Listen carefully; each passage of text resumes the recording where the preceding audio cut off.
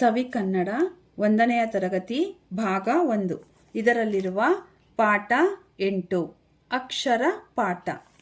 ಅದರಲ್ಲಿ ಬರುವಂತಹ ಅಕ್ಷರಾಭ್ಯಾಸ 3. ಈ ವಿಡಿಯೋ ಇಷ್ಟವಾದಲ್ಲಿ ಲೈಕ್ ಮಾಡಿ, ಶೇರ್ ಮಾಡಿ, ಸಬ್ಸ್ಕ್ರೈಬ್ ಆಗಿ. ಪ ಯ ಉ ಡ ಟ ಚ. ಆ ಚಿತ್ರ ತೋರಿಸಿ ಪದ ಹೇಳಿಸಿ. ಮೊದಲನೆಯ ಚಿತ್ರ ಪಟ, ಪ ಪಟ. ಎರಡನೆಯ ಚಿತ್ರ ಯಮ, ಯ ಯಮ. ಮೂರನೆಯ ಚಿತ್ರ ಉಡ, ಉ ಉಡ. ನಾಲ್ಕನೆಯ ಚಿತ್ರ ಡಮ ಡಮ, ಡ ಡಮ ಡಮ. ಐದನೆಯ ಚಿತ್ರ ಟಪ ಟಪ, ಟ ಟಪ ಟಪ.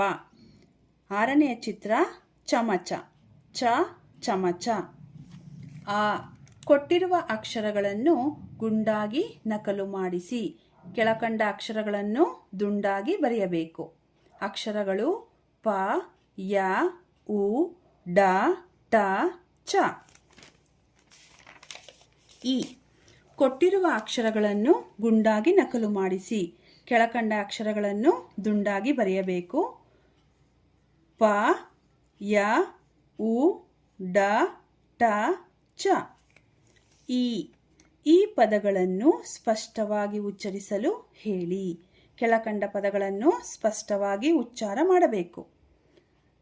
ಪದಗಳು ಪದ, ಪಟ, ಜಪ, ಪಚನ, ಪದರ, ನಯ, ಜಯ, ನಯನ, ಉಡ, ಉದಯ, ಉರಗ, ಉರ, ಡಬಡಬ, ಡವಡವ, ನಟ, ನಟನ, ಟಪ ಟಪ, ಚರ, ಚದರ, ವಚನ. ಉ ಕೆಳಗೆ ನೀಡಿರುವ ಪದಗಳನ್ನು ಸ್ಪಷ್ಟವಾಗಿ ಉಚ್ಚರಿಸಿ ಬರೆಯಲು ಹೇಳಿ.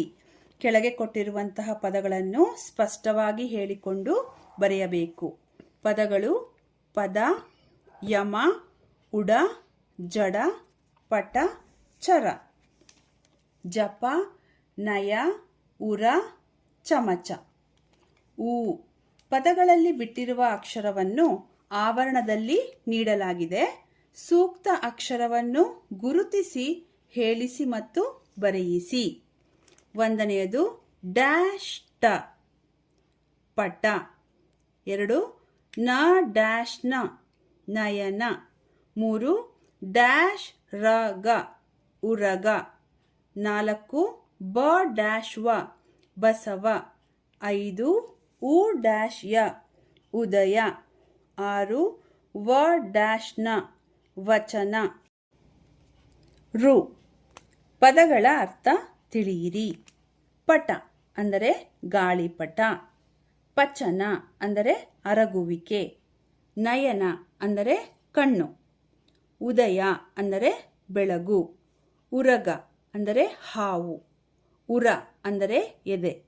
ವಚನ ಅಂದರೆ ಮಾತು.